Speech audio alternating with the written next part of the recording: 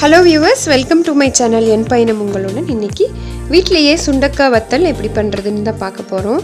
ரொம்ப ஹெல்த்தியான ஒரு வத்தல்.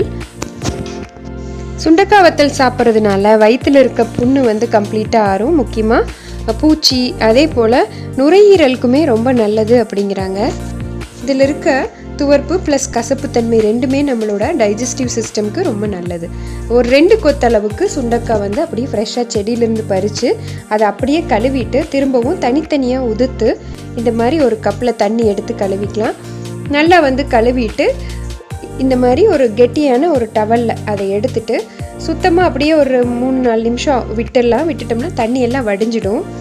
அதுக்கப்புறமா இதை நல்லா தொடச்சி விட்டுக்கலாம். தொடச்சி விட்டுட்டு நான் கொஞ்சமாக இருக்கனால சின்ன ஜார் எடுத்திருக்கேன். நிறையா இருந்தால் மீடியம் சைஸ் ஜார் எடுத்துக்கோங்க.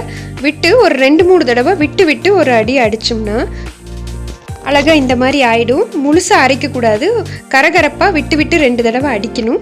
அப்போ நடுவில் வந்து அப்படியே கிழிச்சு விட்ட மாதிரி வந்துடும். இதை அப்படியே வெயிலில் 2 நாள் காய விட்டுட்டு, இல்லை நிழல்லையே கூட நீங்கள் காய விடலாம். எடுத்திங்கன்னா இந்த மாதிரி ஆகிடும். இதையே நம்ம வீட்டில் தயிர் மோர் எப்போவுமே வச்சுருப்போம் இல்லையா, அந்த மோரில் வந்து ஓவர் நைட்டோ இல்லைன்னா ஒரு காலையிலேருந்து நைட்டு வரைக்கும் நீங்கள் வந்து அப்படியே ஊற வச்சுக்கோங்க.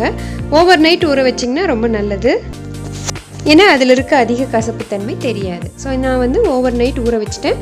அதில் கொஞ்சமாக மோரில் வந்து உப்பு சேர்த்திட்டேன்.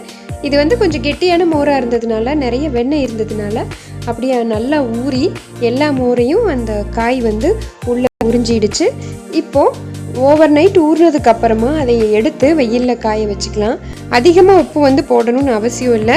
நம்ம வந்து மோருக்கு குடிக்கிறதுக்கு சேர்த்துறதை விட கொஞ்சம் கூட உப்பு போட்டு ஊற வச்சு இந்த மாதிரி ஒரு பிளேட்டில் வந்து காய வச்சு எடுத்துட்டோம்னா ஒரு 3-4 நாளுக்குள்ளே நல்ல மொறுப்பாக நம்மளுக்கு சுண்டக்காய் வத்தல் வந்து ரெடி ஆகிடுச்சு. கடையில் வாங்குறதை விட ரொம்ப ஹைஜீனிக்காக அதிக உப்பு சேர்த்தாமல் வீட்டிலையே நம்ம செஞ்சிடலாம். ரொம்ப ஹெல்த்தியானது கூட. முடிஞ்ச வரைக்கும் டெய்லியும் ஒரு 3-4 சுண்டக்காவோ இல்லைன்னா மணத்தக்காளி வத்தலோ நம்ம உணவில் சேர்த்திக்கிறது ரொம்பவே ஆரோக்கியம். பாருங்கள், நிறைய அந்த மோரோட அந்த இதெல்லாமே கீழே படிஞ்சிருக்கு. கடையில் வாங்கிறத விட இந்த மாதிரி நம்ம வீட்டிலையே பண்ணி வைக்கும்போது சுத்தமாகவும் இருக்கும், கல் மண்ணெல்லாம் இல்லாமல் இருக்கும். முக்கியமாக உப்போட அளவு வந்து ரொம்பவே கம்மியாகவும் போதுமானதாகவும் இருக்கும். நிச்சயமாக இந்த ஆரோக்கியமான ஒரு உணவை அவசியம் நீங்களும் உணவில் சேர்த்திக்கோங்க. இன்னொரு யூஸ்ஃபுல்லான வீடியோவில் உங்களை மீட் பண்ணுறேன். தேங்க்யூ ஸோ மச் ஃபார் வாட்சிங்.